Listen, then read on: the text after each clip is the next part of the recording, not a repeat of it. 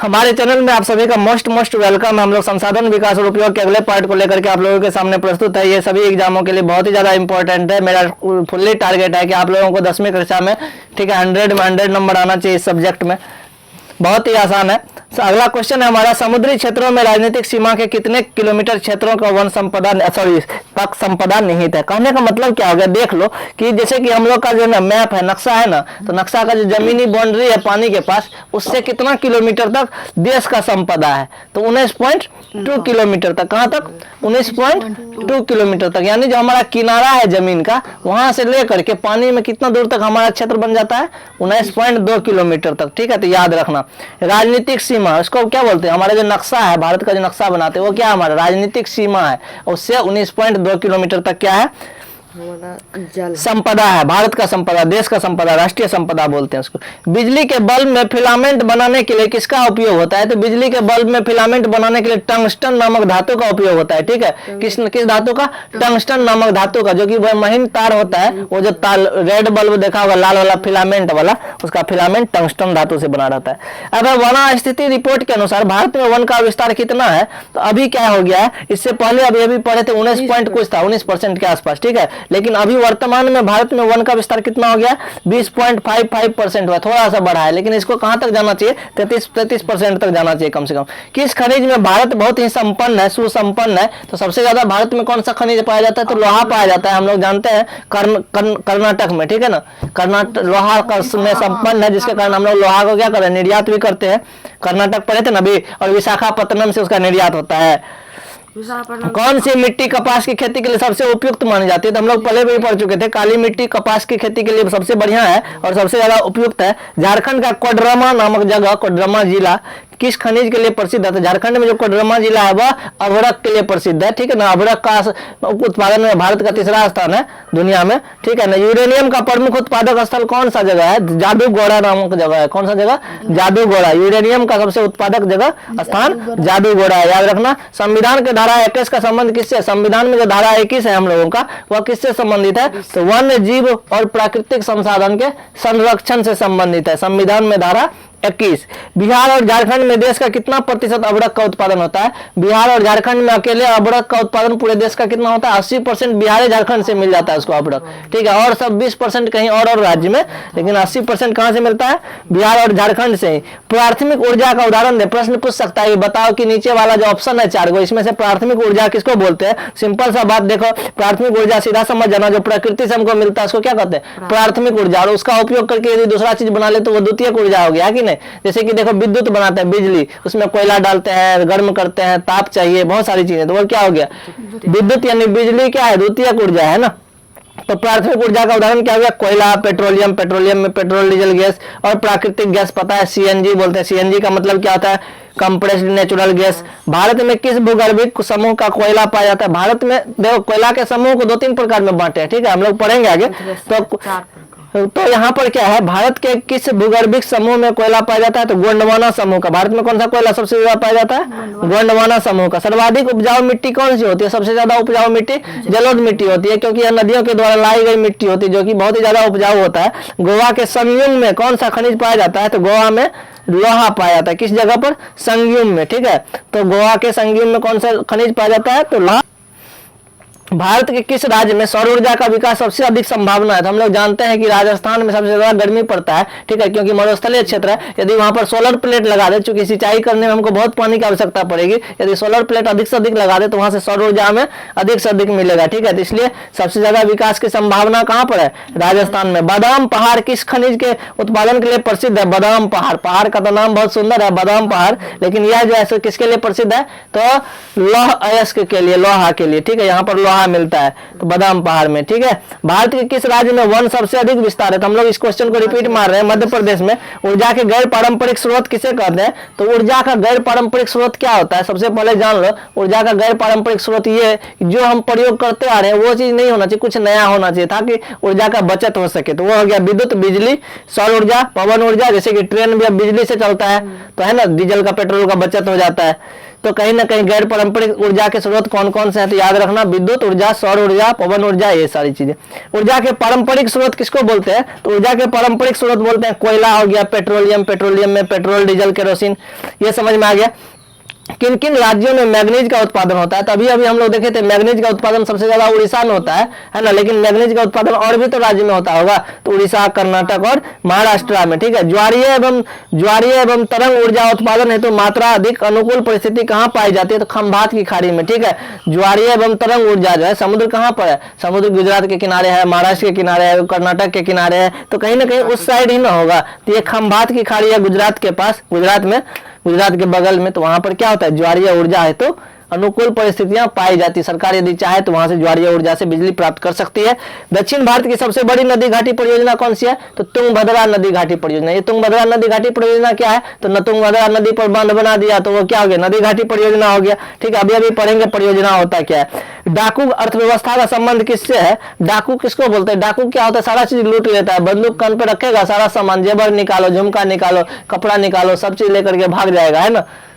जितना पैसा है सारा निकालो, तो वही काम करता है। प्रकृति का दोहन हम लोग करते हैं, तो प्रकृति का हम लोग क्या कर रहे हैं? दोहन कर रहे हैं। पेड़ ही काट रहे हैं, तो लगातार काट रहे हैं। पहले नहर पे पूरा जंगल था, अब जंगल नहीं दिखता है, कहीं नहीं पेड़ दिखता ही नहीं है, बहुत कम, नहीं के बराबर। तो ये क्या हो गया? प्राकृतिक संसाधन का दोहन। तो डाकू अर्थव्यवस्था का मतलब समझ में आ गया, प्राकृतिक संसाधन का विदोहन या दोहन एक ही बात हुआ। काला सोना की, काला लोहा किसको कहते हैं? तो मैग्नेटाइट को क्या कहते हैं? काला लोहा के नाम से जाना जाता है। तो ये प्रश्न भी पूछ सकता है, बहुत ही इंपॉर्टेंट है। विश्व पर्यावरण दिवस कब मनाया जाता है? तो हम लोग जानते हैं कि 5 जून को विश्व पर्यावरण दिवस प्रत्येक साल मनाया जाता है। भारत किस खनिज का निर्यात नहीं करता है? भारत में ऐसा कौन सा खनिज है जिसका निर्यात ये दूसरे देश को नहीं बेचता? ये गंधक है। गंधक ये दूसरे देश से खरीदता है, बल्कि बेचता नहीं है, ठीक है। समझ में आ गया, ठीक है। तो देखा हुआ कपड़ा में जो हम लोग कभी कभी गोल गोल वो उजला कलर का टैबलेट रख देते हैं, वही चीजें। भारत में कोयला का सर्व प्रमुख उत्पादक राज्य कौन सा है? सबसे ज्यादा कोयला झारखंड में होता है, हम लोगों को भी पता है। मैग्नीज का निर्यात किस किस बंदरगाहों से किया जाता है? तो मैग्नीज को हम लोग बेचते हैं दूसरे देशों को, किस किस बंदरगाह से? एक मुंबई, एक मारमागांव, एक विशाखापट्टनम, ठीक है। तो ये चीज आइडिया लग गया, कहाँ कहाँ से सामान को लाया जाता है, कहाँ से ढोया जाता है, ठीक है। तुम लोग को ये भी पता चल गया होगा कि ये सब समुद्र किनारे होगा, है ना। मुंबई, मारमागुआ और विशाखापट्टनम। टेक्सोल का उपयोग किसमें किया जाता है? टेक्सोल एक क्या है? खनिज है जिसका उपयोग किस चीज में किया जाता है? कैंसर नामक बीमारी में किया जाता है, ठीक है। टेक्सोल का उपयोग। वर्ष 2000 में देश में मैग्नीज का कितना उत्पादन हुआ? 2000 ईस्वी में, अभी 20 साल हो चुका है, यानी 2020 है। 2000 ईस्वी में उस समय 15.5 लाख टन, एक टन में समझ जाए 1000 किलो, तो 15.5 लाख टन का उत्पादन हुआ था उस समय में। सर्वोत्तम कोयले का प्रकार कौन? सबसे बढ़िया कोयला कौन सा होता है? एंथ्रेसाइट होता है। कौन सा कोयला होता है? एंथ्रेसाइट होता है। इसमें कार्बन का मात्रा 90% से अधिक होता है और यह धुआं भी नहीं करता है, बहुत ज्यादा उष्मा देता है। हम लोग आगे पढ़ेंगे। देश में मैग्नीज का कुल भंडार कितना है? तो 1670 लाख टन, ठीक है ना। कितना मैग्नीज हमारे यहाँ? 1670 लाख टन वर्तमान में। अभी हम लोग पढ़े थे 2000 ईस्वी में 15.5 लाख टन था, ठीक है। लेकिन अभी वर्तमान में कितना है? 1670 लाख टन है, ठीक है। तो बहुत ज्यादा है अभी का भंडार टोटल की कितना है हमारे देश में। विश्व की कितनी प्रतिशत जनसंख्या भारत में निवास करती है? अब पूरे विश्व में यदि 100 आदमी रहता है तो भारत में अकेले 17.7% लोग रहते हैं।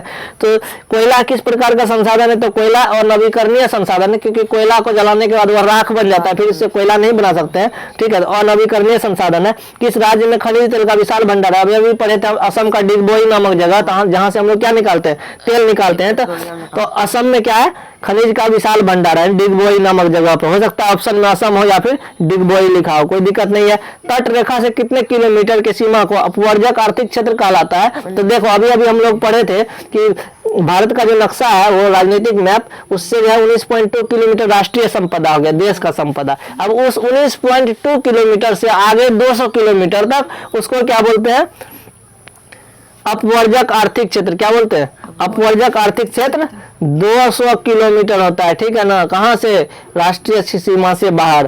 पेट्रोलियम किस प्रकार का संसाधन है? तो पेट्रोलियम नवीकरणीय संसाधन नहीं है और नवीकरणीय संसाधन है, क्योंकि हम लोग जानते हैं कि ये सारा चीज को बनने में लाखों करोड़ों वर्ष लगता है। जमीन में सड़गल करके बहुत सारा चीजों से ये बनता है, जीवाश्म से। तो आगे हम लोग बढ़ रहे हैं। ताप विद्युत केंद्र का एक उदाहरण दीजिए।